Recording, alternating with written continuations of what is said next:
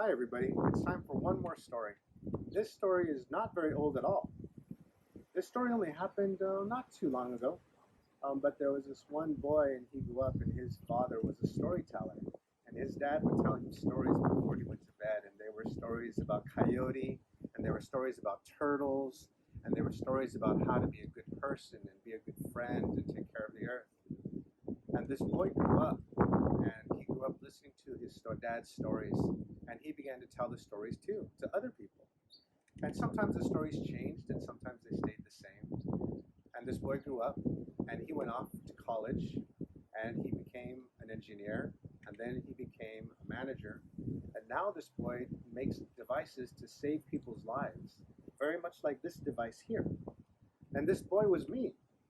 I grew up hearing the stories of my father, but I also grew up understanding and knowing the ways to help people. And today, I'm a manager of a company that builds very important medical devices that save people's lives.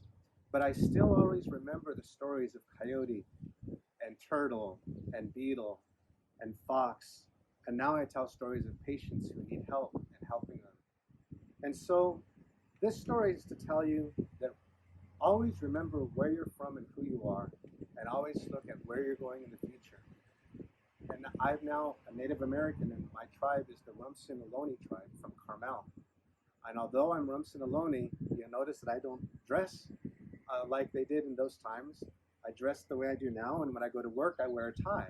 But I always am still who I am, Alfonso Ramirez, Rumsin-Ohlone, who tells Native American stories from thousands of years ago and makes modern medical devices from just yesterday and into the future. Now that is a true story, and it really did happen.